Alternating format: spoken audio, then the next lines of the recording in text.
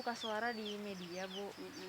Kalau dia memang merestui pernikahan dan katanya justru situ dia sempat bilang mungkin ya memang Kapan Ibu itu ngomong? Nursyah, Saya enggak pernah lihat lagi nih Ibu Nursyah lah yang bermasalah. katanya.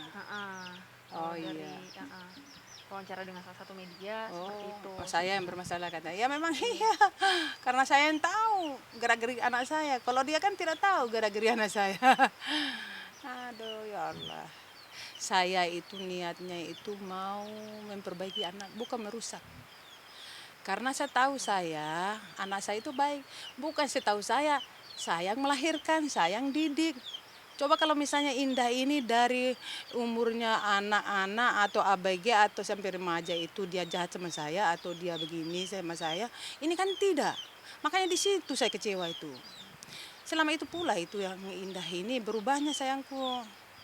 Nah itu sebetulnya saya tidak mau ngomong lagi sebetulnya, tapi ke kalian kan. Ya Allah. Nah di salah satu wawancara itu juga Dia bilang apa? Memang ayahnya sudah maksudnya menjelaskan memang dialah yang mengurus ke KUA Indah ngurus segala macam surat-suratnya. Iya, dia sembunyi-sembunyi kan sama saya kan, memang iya. Saya kan tidak tahu katanya dia. Kan saya tidak tahu. Hari apa tuh? Tanggal 12 kan mereka melangsungkan kan? Nah, terus hari tanggal 9 sampai datang tanggal 9 orang banyak di sini habis undangan dari teman. Dia tidak ada katanya. Terus besoknya lagi saya tanya, "Papi tanda tangan ada enggak?" Tidak ada. Terus ketiga kali hari 11, tanggal 11 tidak ada katanya. Yang itu yang bikin saya kecewa di situ. Tidak ada selama tanggal 9, 10, 11. Tapi kenapa tanggal 12 sudah mereka kawin, ini jam 10 pagi. Saya kan jam 9 saya mulai sholat duha. Nggak tahu itu kayak saya harus tanya ini orang. Habis sholat duha saya tanya. Saya tanya itu, saya bilang, "Papi, ada semacam tanda tangan nggak di sama orang atau bagaimana?" Kan kemarin kan bilang tidak. Tapi itu hati saya itu tergerak, kayaknya iya deh. Akhirnya kayak gagu-gagu begitu.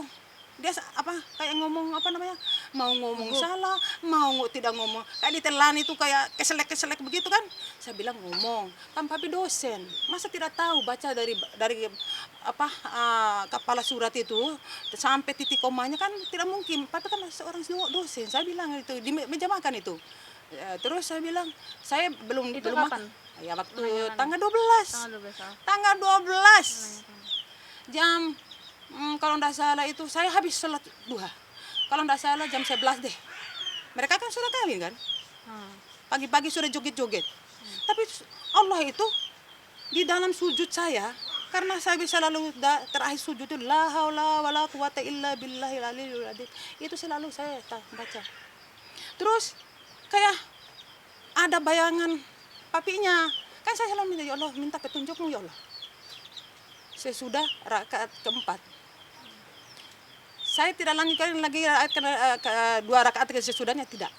4 rakaat. Akhirnya saya begitu buka mukena, saya langsung tanya papinya. Itulah yang saya tanya tadi. Tapi dia gagu-gagu begitu. Serba salah kan dia.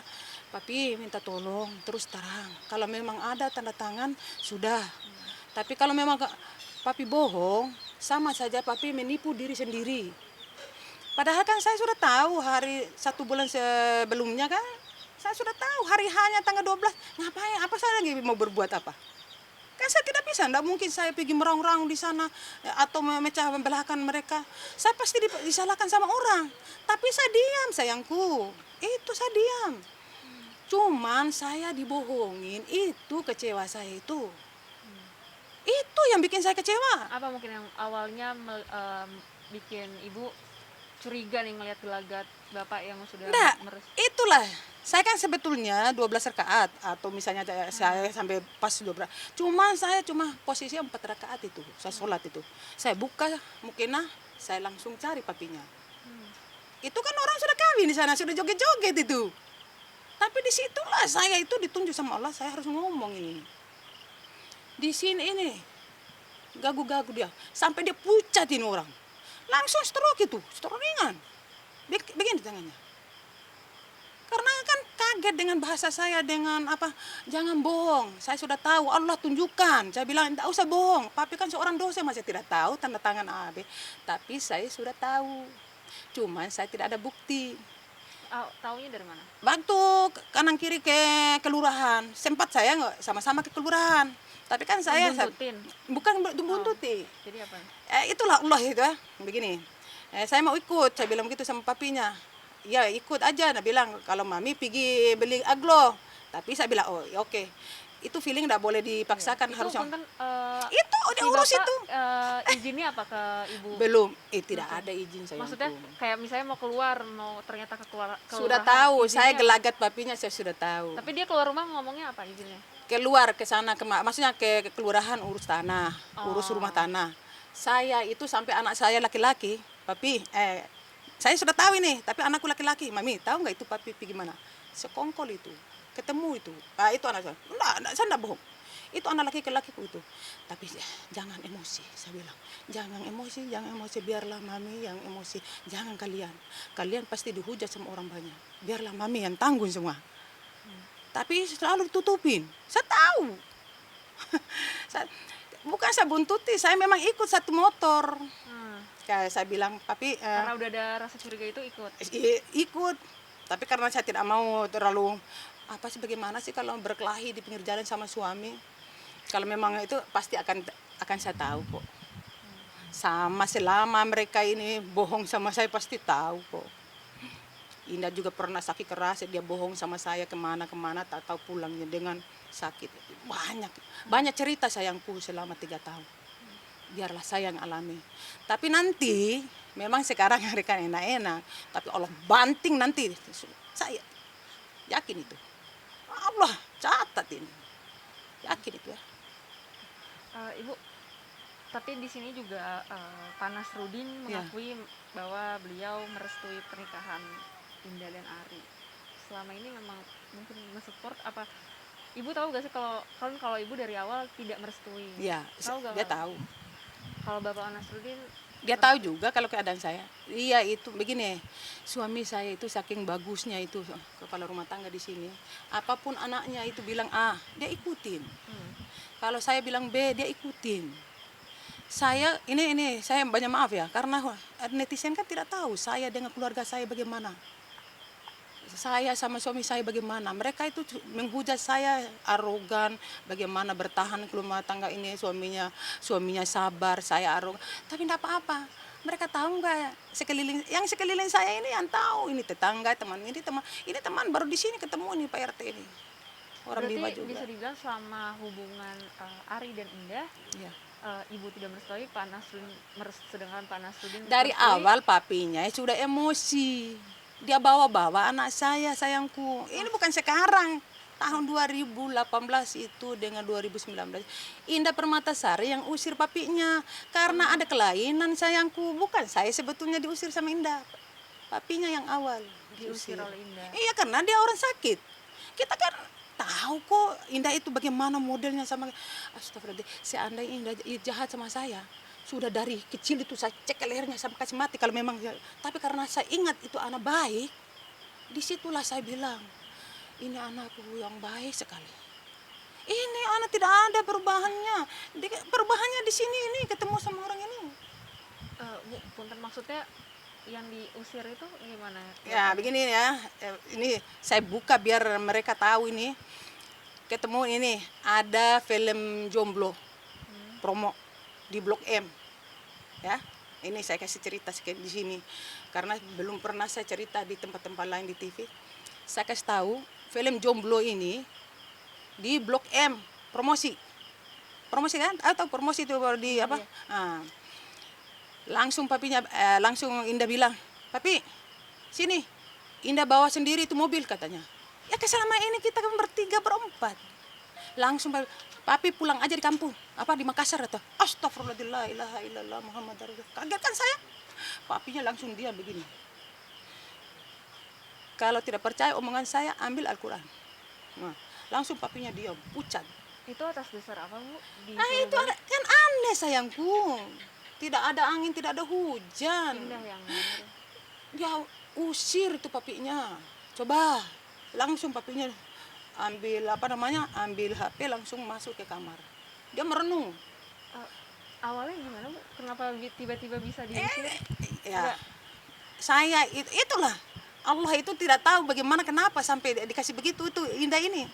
Kenapa tiba-tiba ambil kunci, minta kunci ini, papi enggak usah antar Indah katanya. Indah sudah tahu bawa mobil keliling-keliling Jakarta. Papi pulang aja di Makassar katanya. Astagfirullah. Di situ saya terdiam. Papinya tidak banyak ngomong, langsung tidur. Saya bilang sama papi sabar. Kau sudah tahu kan Indah berapa hari ini, berapa bulan ini, berapa minggu ini. Papinya enggak bisa ngomong. Karena ini papinya saya suruh berhenti dosen di perguruan tinggi di Makassar. Karena biar kita urus ini anak. itu dalam posisi saat itu ngusir bapaknya udah punya hubungan sama Ari. Sudah sayangku, ya Allah. Jadi tapi kok bisa dibilang ini Pak Nasruddin merestui Itu pernikahan deh aneh kan bisa karena berhari-hari ini 3 tahun ini sayangku kan segala cara orang yang mau ya itulah orang mau misalnya adek mau sama saya adek dengan segala cara ambil kan supaya saya bisa kasih berita ini padahal kan saya sakit perut apa segala adek tetap bertahan di sini itulah cara orang liciknya orang. Nah, cuman dari penuturan Pak Nasruddin sendiri saat diwawancara oleh salah satu media, Ya memang. itu kalau dari beliau dia bilang ya merestui. Sebetulnya Iya. kan masalahnya kan ibu aja yang bermasalah. Gimana tuh? Kata dia, sekarang dari mana dan kemana hatinya waktu dulu diusir sama Indah Permatasari. Indah kan tidak sadar usirnya itu. Itu sayangku. Menurut Pak Nasruddin sendiri ya dia menerima orang pacaran kalau udah punya niat untuk menikah harus direstui, kenapa harus ditunda-tunda, dan menurut dia memang Indah dan Ari ini melangsungkan pernikahan di pandemi karena memanfaatkan momen lah, ini masih pandemi jadi biar nggak bisa biar Tidak keluar uangnya. biar nggak tunda-tunda lagi, apalagi dua-duanya udah kerja biar Astagfirullahaladzim Muhammad Rasulullah. Tapi biarlah mau ngomong apapun papinya itu ya itu haknya dia sayangku. Tidak apa-apa. Tapi kalau niat saya itu mau memperbaiki anak. Itu niat saya dari 2018 ketemu sama orang ini. Sampai sekarang. Tidak ada niat saya mau cari uang sama dia. Ini saya kasih tahu lagi ya, ini Trans TV ya. Ini acara apa sayang? insert. Kalau saya matre, saya butuh uang sama laki-laki ini. Dia kasih Ari. ya, dia kasih mobil 2019. Supaya memuluskan perjalanan percintaan mereka. Tapi kan saya bilang, bukan itu yang saya minta. Indahnya supaya tenang di rumah, tidak keliaran di sana sini. Alasan si orang ini supaya pintar bicara Indah. Alasannya dia, jangan terlalu kaku di rumah terus supaya kamu bisa begini-begini. Itu alasannya dia, supaya Indah liar keluar. Itu sayangku, dia kasih mobil. Saya kasih tahu, dia kasih mobil. Coba enggak? Papinya lah yang mau terima tuh mobil. Tapi saya bilang sama papinya 2019 ya, saya kasih tahu ya. Saya tidak mau itu mobil. Saya mau Indah yang dulu kembali. Saya bilang sama papinya. Apa papinya bilang? Sebetulnya dia yang materai, bukan saya. Ini si keriting ini kasih mobil katanya. Ngapain saya kasih mobil? Di mana tempat? Ini kan mobil saya ada. Untuk apa? Tapi saya tidak ambil itu mobil. Tapi 3 hari si cantikku ini simpan di masjid. Di masjid sampai rumah saya. Sudah 3 hari katanya. Seandainya saya mau jahat, saya bakar saja itu mobil. Kalau saya emosi. Tapi saya tidak. Tapi nanti itu kan kejelekan itu pasti dibuka sama Allah. Oh, Bu. Berarti setelah mungkin ayah Nasruddin sudah buka suara di Ya, enggak apa-apa.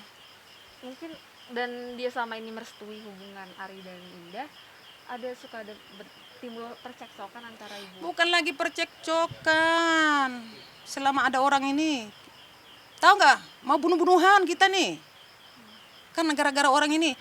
Kalau saya ngomong dia kasih begini mau nyamping. Ini telinga ini ada jin, ada setan di sini. Tapi mungkin Pak Nasruddin pernah ngomong gak sih ke ibu, maksudnya membujuk mungkin biar ikut merestui juga demi kebahagiaan anak? Ya karena memang saya punya prinsip ya. Saya punya prinsip Indah ini tidak benar jalannya. Tidak benar.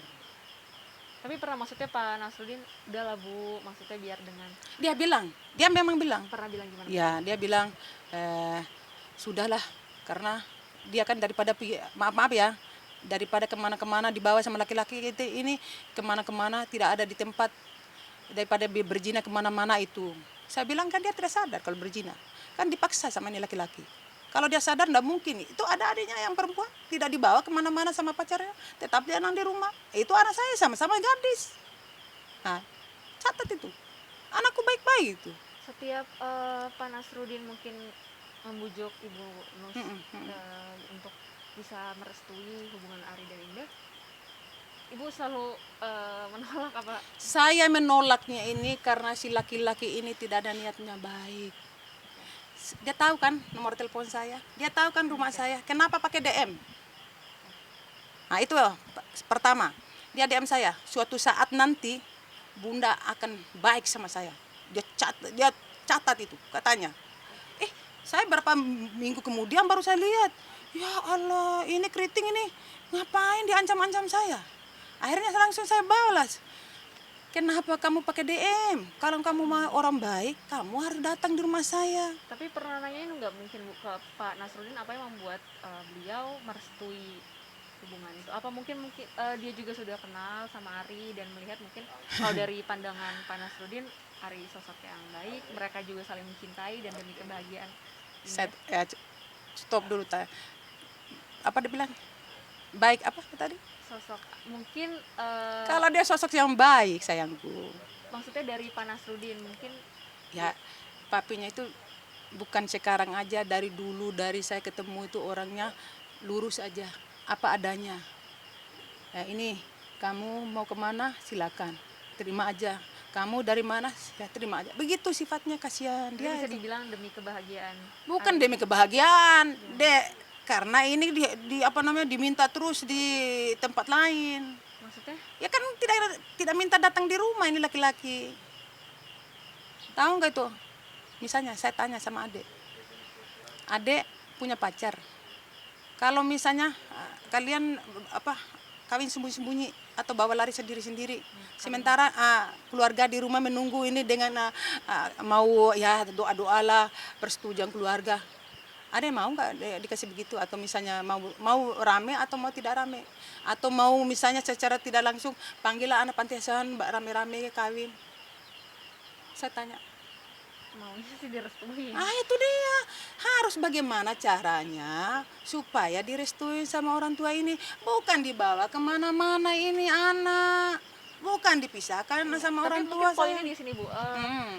Pak Nasruddin merestui. Mungkin faktor yang dia pingin bahagia kah Indah? Bukan, atau sudah angkat tangan itu papinya begini. Atau sudah angkat tangan. Indah. Sudah capek. Tahu nggak itu? Angkat tangan capek. Itulah papinya.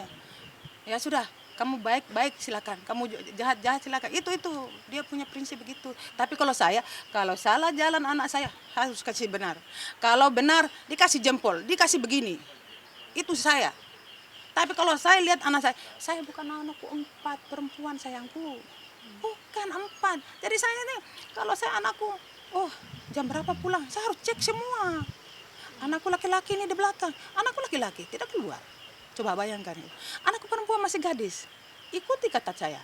Pernah nggak Bu ngobrol berdua sama Pak Nasruddin mungkin membahas agar ini semua bisa selesai dan tidak. Biar Indah dan tidak. Dia orangnya ya. Nggak pernah masalah ini diomongin berdua maksudnya terutama untuk Indah tidak. dan Ari. Dia itu orangnya begini, karena waktu anaknya yang dulu-dulu itu, kalau misalnya dari papi, saya yang lebih dominan, saya bilang papi. Kan dia orang pendiam, nggak banyak bicara orangnya. Mungkin setelah sekarang papinya udah speak up, open di media, tanggapan ibu sendiri maksudnya ketemu papi gimana? Ya jadi saya biasa, enggak lah, saya kan ketemu nih, enggak, serumah kok, saya tidak, diam aja. Negur atau nanyain nggak papi ngomong apa kemarin media? Kan dia nggak ngomong sama saya juga saya ngomong juga. Artinya sekarang kondisinya lagi ya begini aja ya, saya kan ada anakku yang kecil di sini. Kalau saya tidak punya anak kecil, saya sudah lari, ngapain saya bertahan di sini? Berarti hubungan sama papi juga sudahlah. Ya sudah, enggak apa-apa. Karena ini menjerumuskan anak ke lembah hitam ini kalau menurut saya sih. Karena Sempet ya marah langsung nggak Bu mungkin ke Pak Nasruddin dia melihat marah sampai mau statementnya? pingsan dia. Saya marah. Karena dia bohongi saya kan, dia tipu saya. Nah, maksudnya setelah mungkin Pak Nasruddin speak up di media Saya dan tahu, kok udah ngomong anakku yang kembar yang kasih tahu.